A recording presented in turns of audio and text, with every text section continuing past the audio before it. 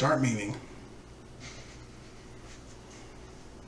Hey, how's it going, YouTube? CVH here. I thought our power was going to intro this because it was his channel, but we've since taken it over. Yeah. In the name of memes. Got another deck tip for you guys today. A little bit of a Marinomancer control. Yeah. So CVH just threw this together, kind of a build on something we were working on earlier. I don't think you guys saw any of the. Did they? Maybe they did. See a little bit of the blue. Dude, I don't know what they saw. Esper tempo that I was trying to put together. Yeah. But yeah, it's just kind of a more cleaned up version of it. You didn't actually have Marinos. Yeah.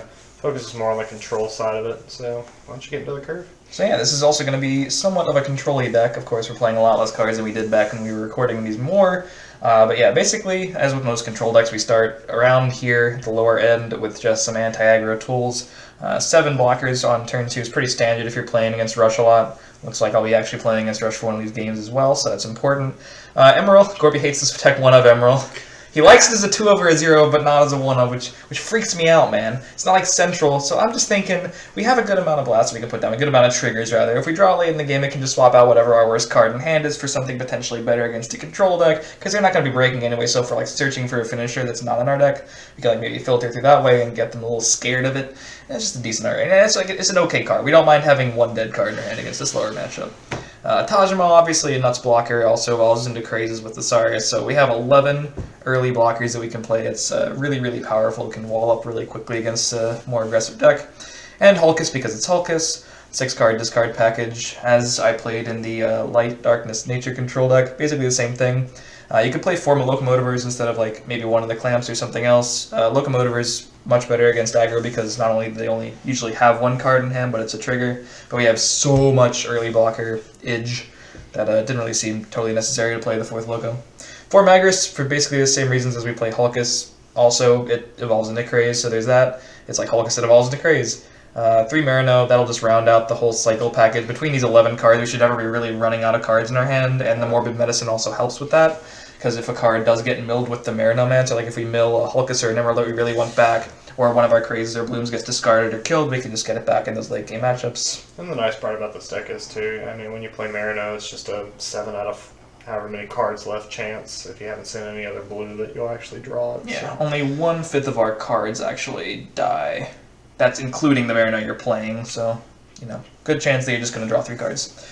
2 Craze and 2 Blue Mercas. These are basically do 2 different things. Bloom basically seals the game against most control decks, and so you sort of bypass Holy Oz and Terror Pits and stuff like that. You don't so much bypass them as much as you activate them. Yeah. You just get to use them. You get to use them, but then you just get to keep attacking and killing your opponent and stuff.